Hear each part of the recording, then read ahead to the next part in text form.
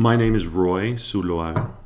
I was actually born and raised in El Paso, although I don't live here anymore. I haven't lived here for a long, long time. But my parents live here, and lots of my family lives here, and I still have lots of friends here, which is why I do spend quite a bit of time here. With regard to August 3rd in particular, ironically, I had just been here literally the day before, and I left on August 2nd. I happen to have a home in Mexico, in Guanajuato, in central Mexico in particular. And I was here visiting my mom and dad, who are elderly, and I'm looking after them at this point. And when I left here on August the 2nd, I happened to be a total CNN junkie, and I have news on in the background all of the time. So it just so happened that on August 3rd, when I was home, in my home in Mexico after having been in El Paso, at first it was kind of the usual thing that people always say that never happens in my community, it never happens here, et cetera. That's the thing that struck me. But I do remember thinking and having a very uneasy feeling when it happened, because I thought, this is not feeling good. So at that point, when it was interesting, because I had just been here, I had been with a friend of mine, her name is Isabel, and I had been with her for a few days, and it just so happened that I texted her at that moment, and then she started to fill me in because she's a teacher here in town at one of the high schools. And she was in touch and connected to a whole bunch of people, her son being one of them, and then several people associated with her high school. And information started dripping into her much more quickly than it was coming to me, because I'm watching CNN. It became relatively evident and emotional to me right away that it was not a normal sort of parking lot thing,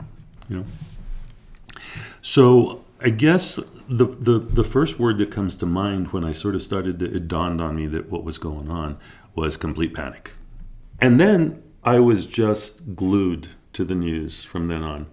I don't know what time Chris Cuomo comes on, but I think he comes around 6 or 7 o'clock in the evening, Central Standard Time, where I was. He ended up, I'm pretty sure, coming here, right? He was here for long periods, if I'm not mistaken. And I remember him talking specifically about how he had gotten to know the people here really well. And at one point, he kept making comments about, people say, whenever these tragedies happen, that the people around the community are really nice. He goes, but in this particular case, he goes, I really, really mean it. But I know what he meant. I think he was trying to say that the community here really did come together and does come together in situations like that. Then I think what happened is that day, I was just kind of quiet and thoughtful about it, right? Just kind of pensive, because I tend to be the kind of person who takes stuff in and tries to comprehend it before I start to make a point of view on it. I'm on a little bit of thin ice here because I don't live here full time.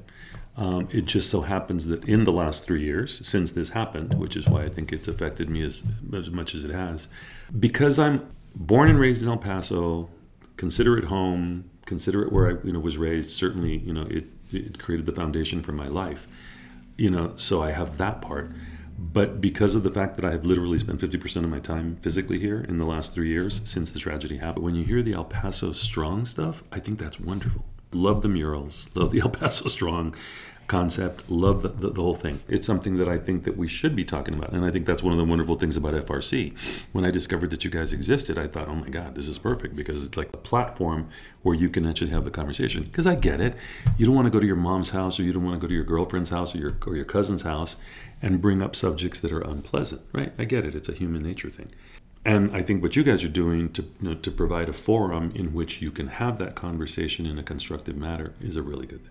To me, the message of hope would be to create outlets and places where we can have this conversation, whether it's in a church rectory, or whether it's with your psychiatrist, or whether it's with your best friends who you get together, to have a glass of wine with on Tuesdays. It doesn't have to be categorized in any way, shape, or form. But the message that I think that is important is communication. And in this particular case, you can't let this kind of thing just go by. You have to continue talking about it.